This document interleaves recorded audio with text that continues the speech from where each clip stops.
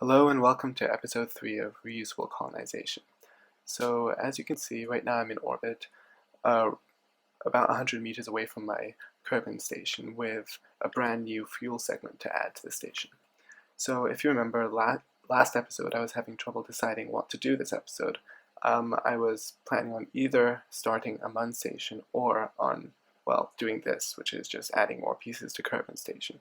And since I couldn't decide, I decided to do both. So I decided to cut out the launch part of this video because, you've seen it a lot of times already and frankly it's not that interesting anymore. So here I am just preparing to dock this new segment.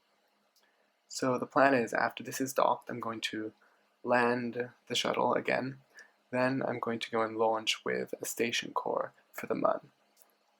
So it turns out that the shuttle actually doesn't have enough delta V to take cargo all the way to the MUN and back, and then get itself back, all on its own fuel.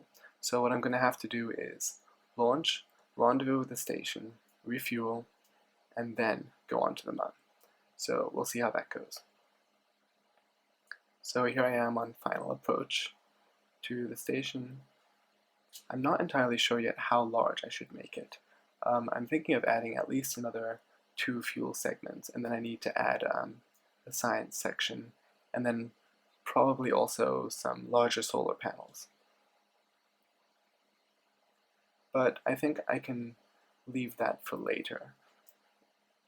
This station is already big enough to serve its purpose, which is just to refuel shuttles on their way to the MUN, so I'll probably leave it at that. I'll also have to refill the tanks on the station at some point, but I think I can do that in between recordings because, it's boring and you already know what's going to happen.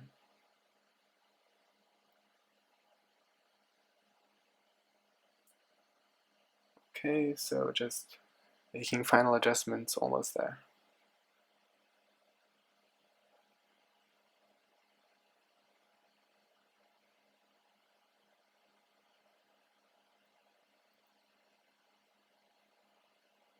If everything in this episode goes well, in episode 4 I might actually be able to start building some MUN base parts, because once the MUN base is operational, I can start actually mining the MUN to refuel both stations, which should be exciting. So here you see me preparing to deorbit the shuttle, and the reason I decided to keep in this landing is because it's the first time I've actually managed to land almost exactly at KSC. So I'm pretty pleased about that, so I thought I'd just keep it in this time. I've also made some very slight modifications to the shuttle. I added air brakes to just help me control where I land because I've been overshooting my landings the last 2 or 3 attempts, and I figured this might help me get it right.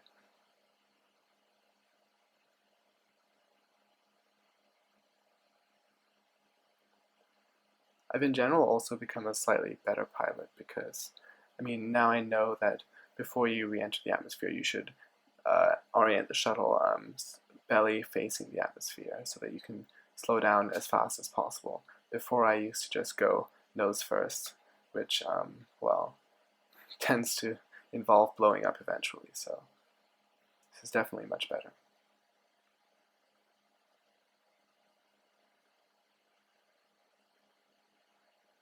So here I am entering the atmosphere, slowly slowing down. You can see I have some very slight heating problems on the flaps, but it doesn't end up being too bad. There you can see the air brakes that I've added.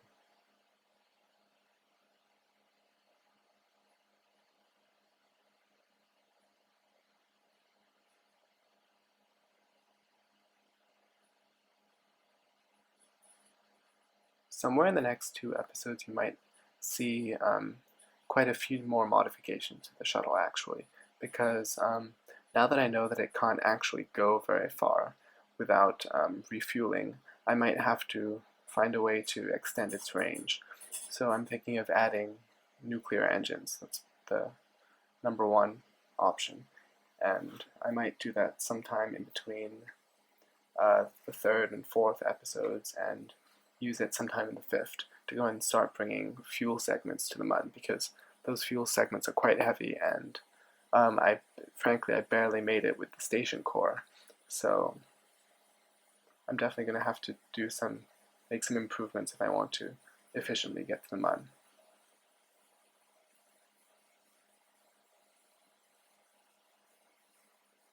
So here you can see I start flattening out a little bit more because I'm worried about crashing into those mountains. It all turns out okay though.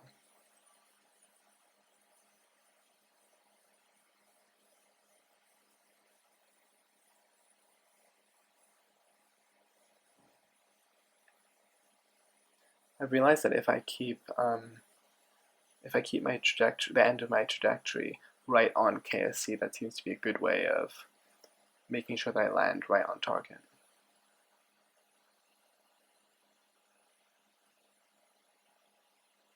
If I keep my attitude around 10 degrees above the horizon, the shuttle tends to follow a purely ballistic path, so it becomes pretty easy to predict where you're going to land.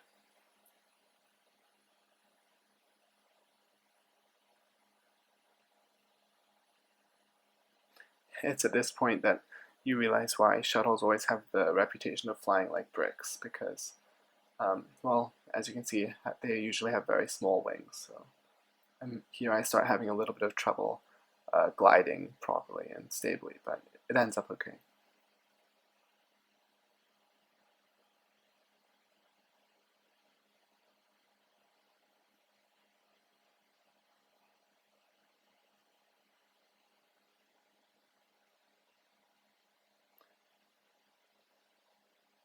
Here the SAS seems to lose its mind momentarily, so I take control again.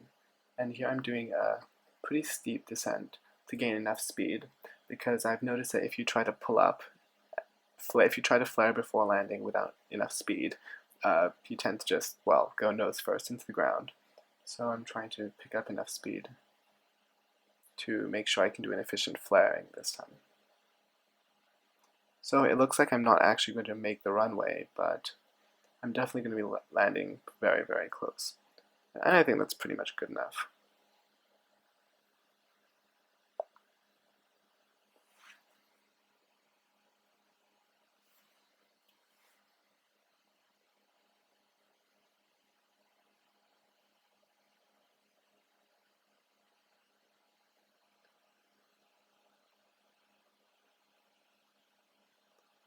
So here I am pulling up.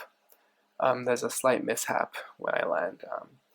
The spring strength in my rear wheels was set a little too high, so I end up bouncing and taking off the engine at the back. But I mean, I'm still mostly intact, so I guess I'll consider that a win.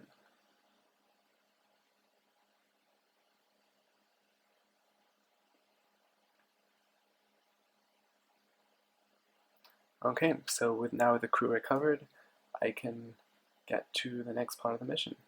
Now this is a really interesting part where we're going to see if this whole architecture in terms of having refueling stations and using shuttles is actually good enough to get me way out into the Kerbin system. But first I have to go and switch out my cargo.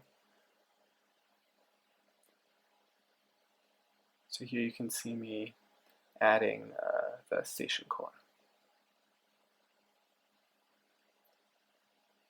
And I have one strut at the top of the cargo bay to keep it all in one place.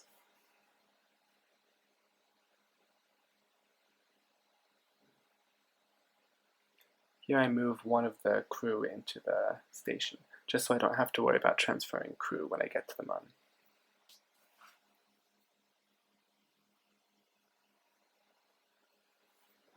So I'm going to keep the launch in the video this time, since I skipped it for the first part, but I'm going to speed it up 4 times, so it doesn't bore you too much.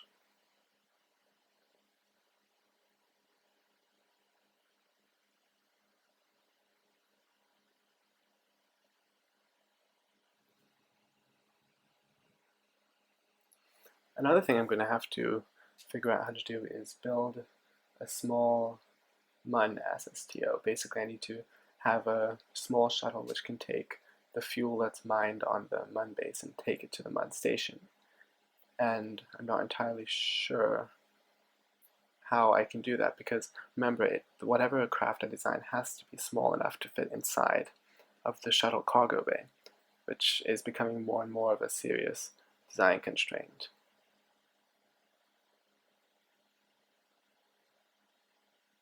If it ends up being too much of a problem, I might invest in coming up with a version 3 of my shuttle with a much larger cargo bay. But as of now, I think I can still get away with what I have here. The reason I don't like building larger shuttles is because you end up needing more and more wings, and well, that just becomes pretty inefficient when it comes to launching into orbit. Because on ascent, the wings are pretty much just dead weight.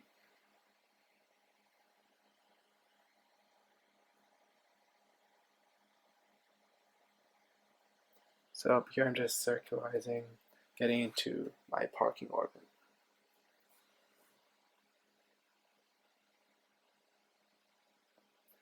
I'm going to cut out the part where I rendezvous, and rendezvous is a station again this time, because as I said, it's repetitive and not that interesting. So here we are back with the first stage landing.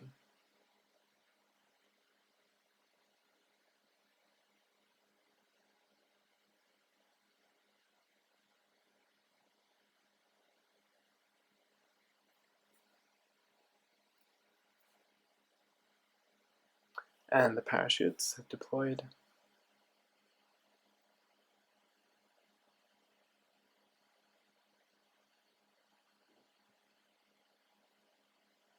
And we've landed safely.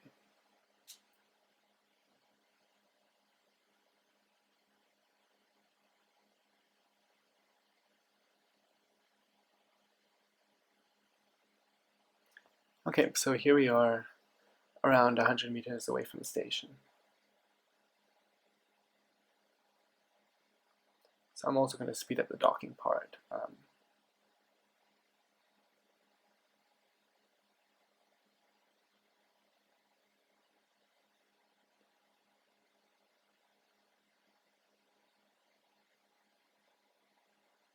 I've actually only learned how to dock manually pretty recently. Earlier on I just used to use MechJeb all the time, but since they only have a dev version for 1.2, I decided that I should probably get some experience doing it by hand.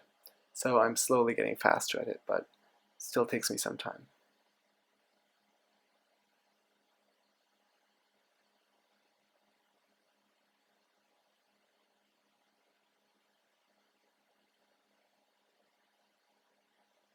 So here I am on final approach.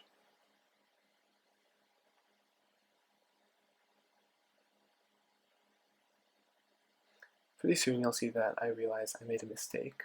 I didn't choose to control from the docking port.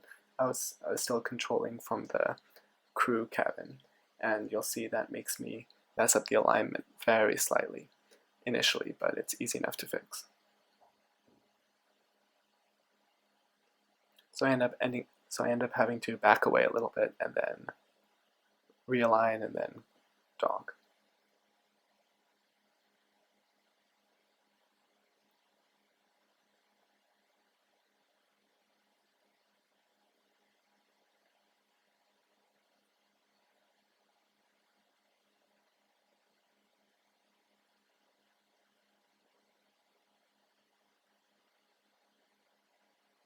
Okay, there we go, successfully docked. So now all I have to do is transfer fuel. Here I'm just warping to get onto the light side of the planet because, well, I like being able to see. I'll probably maybe use cast to add some more lights. That would make it easier to dock at night. So here I am just transferring the fuel.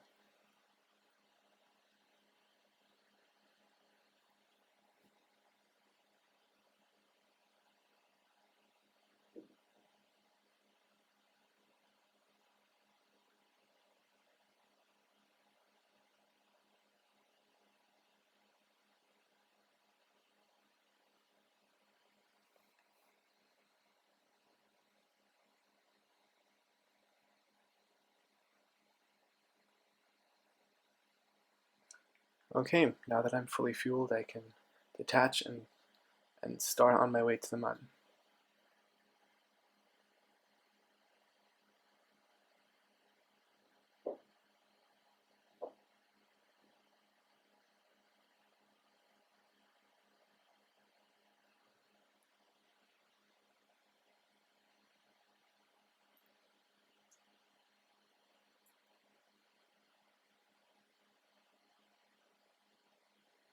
So here I am just planning the maneuver node to encounter the mun. First I have to get into the right plane,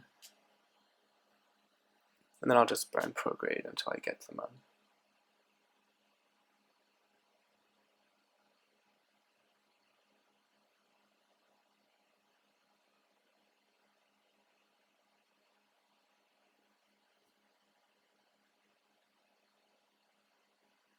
The plane change is always the most difficult part. It's very easy to just overburn and go back the incorrect way.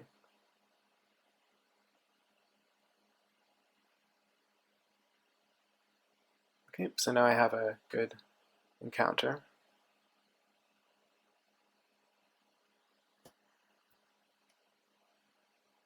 One thing to note is the reason why the fuel bar still shows that it's not entirely full is because these wings have liquid fuel capacity but no oxidizer capacity. So obviously it doesn't make sense for me to fill them now that I'm using a regular rocket engine. But eventually when I modify it to use nuclear engines as well, then I'll probably want to fill the wings with fuel.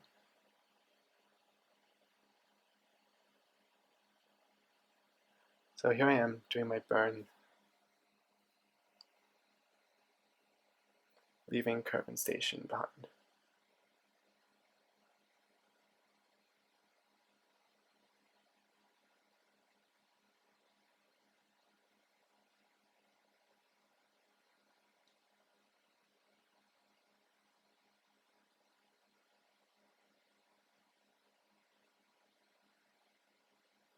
So for the first time in this series, Kerbinauts are leaving low Kerbin orbit. So with this station I'm aiming for a 50-kilometer orbit. I'm going a little bit lower than the Kerbin station, firstly because there's no atmosphere and also because I want to make it easier for refueling trips from the surface to make it to the station.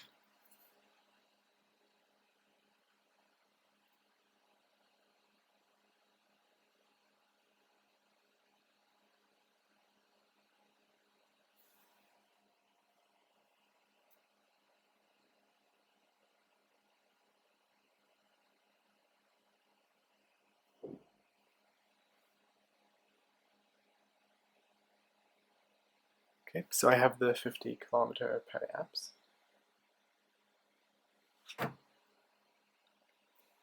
Another thing that I have to do in the next episode is add some relay satellites because as you can see, communications blacked out there for a few moments.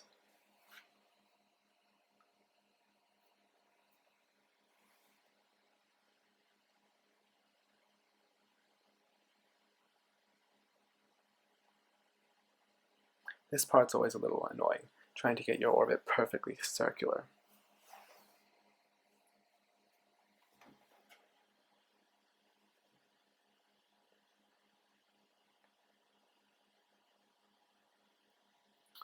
So here I have another mini disaster when it comes to releasing the cargo. For some reason, the way I have the solar panels oriented, they just tend to explode whenever I release the cargo.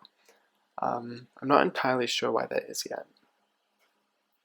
And then here I have another problem. The cargo seems to get stuck inside of the cargo bay. So I end up switching to the station core and using its RCS to sort of force my way out. Thankfully, this doesn't cause any more damage.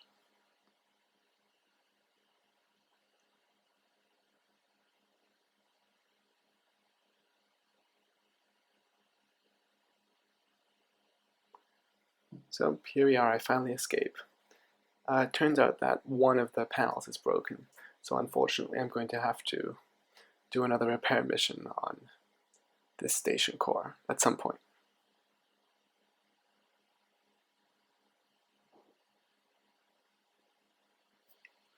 Here I'm just going to use the RCS on the station core to do the final circularization burns.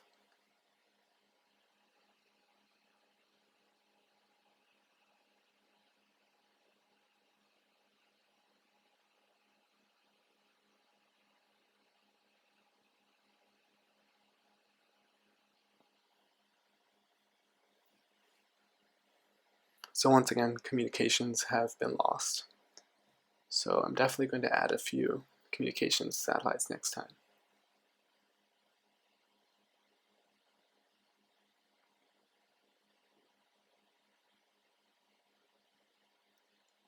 Okay, so finally my orbit is perfectly circular. So now I can switch back to the shuttle and begin the trip back to Earth. Kerbin.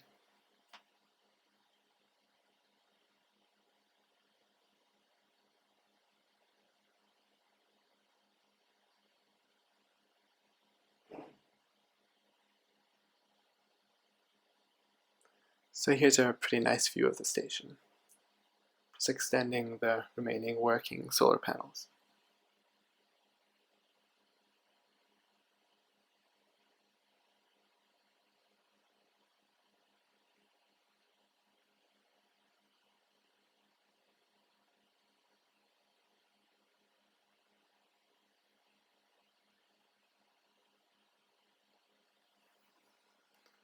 So as you can see, I don't actually have a lot of fuel left over.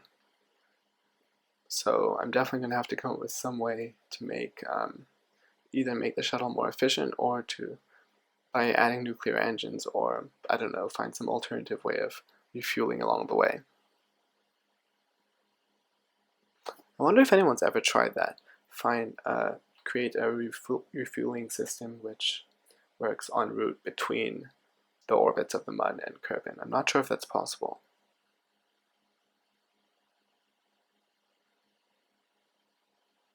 Now that would be an annoying rendezvous to make.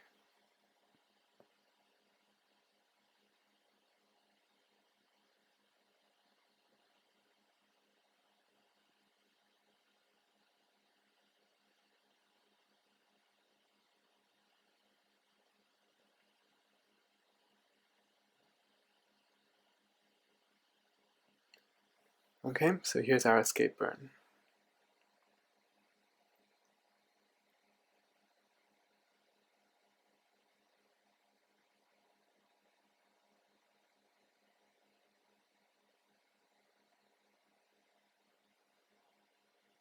So my periapsis is still a bit too high, so I need to lower it into the atmosphere. My plan is just to aerobrake.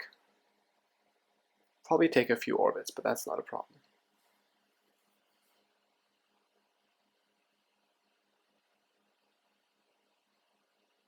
So I'm also going to cut the landing since you've already seen a complete landing. And here's just a nice view from the run station. So anyway, that's it for this episode. I hope to see you next time. Here I am just taking a screenshot. So I hope to see you next time. We should have some exciting things to go over then.